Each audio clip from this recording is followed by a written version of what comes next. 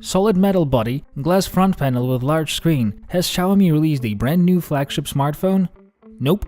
Today I've got the latest budget model of early 2016 Xiaomi Redmi 3. Many have already appreciated the benefits of this phone's previous generations, Redmi and Redmi 2. Although the phones fall into the budget segment, they confidently compete with more expensive phones. The phone's appearance alone raises a lot of expectations. The staggering figure of 4100 mAh captures the attention. Will Redmi 3 repeat the huge success of its predecessors? My name is Dmitro Voloshin. This is Xiaomi Redmi 3. Let's find out.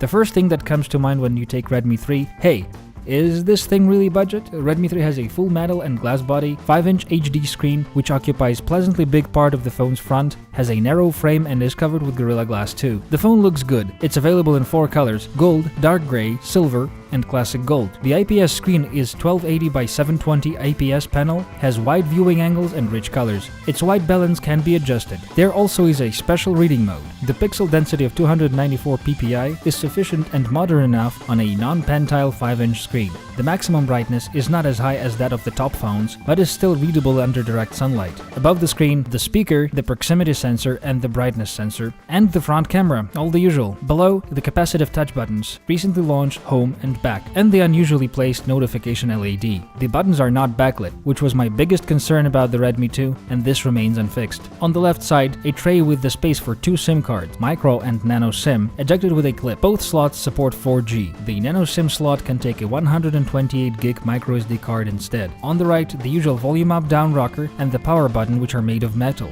At the top, headphone jack, noise-cancelling microphone and an infrared port. The rear side of the phone is made of metal, decorated with a diamond pattern, except for the narrow top and bottom strips made of metal-like plastic. Also here is the lens of a 13-megapixel rear camera and a flash LED.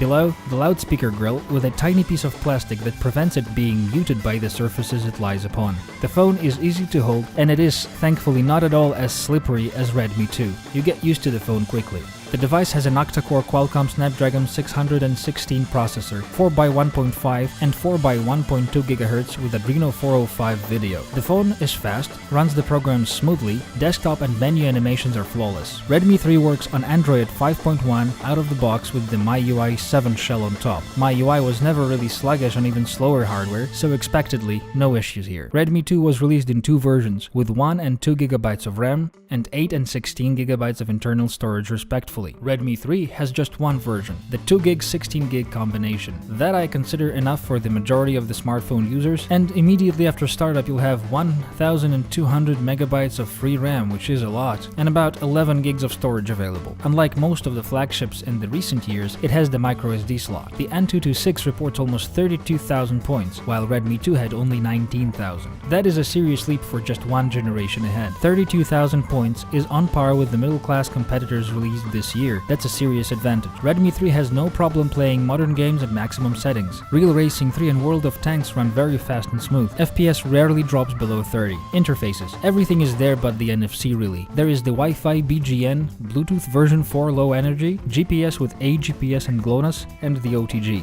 The camera, it's 13 megapixels, 2.0 aperture opening, makes much better daylight pictures than its predecessor, but in low light the quality is about the same. For the budget, the pictures are at least on par with the competition, but mostly they are better. The rear camera also shoots decent quality Full HD video. The front camera was upgraded significantly though. Now it has 5 megapixels and the photo quality improved much. It now has the trendy beautify feature that smoothes out the skin and makes selfies prettier. And now the magic 4100 mAh statement. Its non-removable battery capacity. That is huge. This is more than in 1000-inch million-gram flagships. And here we have a moderate screen resolution, energy-efficient hardware, and MIUI shell that is very light on the resources. That makes up for 2 to 3 full days without turning off at night. The evening of the second day of my usual usage, it indicated 55% charge. How about that? On the third day, I decided to try to discharge the rest of the battery in one day, and after a busy third day, it went charging with 6% still left. Redmi 3 supports quick 2-amp charging. It takes nearly an hour to charge the battery from 0 to 60% and 2 hours and 30 minutes to 100%. Considering how much 60% in this phone phone really is, it's plenty fast. It is pleasant to use this phone. Xiaomi offers a lot of services from the box, so you can use Redmi 3 like any other phone of this brand immediately after purchasing it without installing any third-party applications. Now, things I didn't like. Twisting the body or pressing the screen in a few places produces mild squeaky sounds and minor screen flexing. These are hard to put your finger on, but when comparing it to more expensive phones like Xiaomi's own Mi 4, they become evident. Redmi 3 is for those who need a capable smartphone. It is a pleasure to hold, it's convenient to use, it looks good to the others, and has that price to value wow factor. Xiaomi yet again raised the bar for a budget phone to comply. That's all folks, stay with us,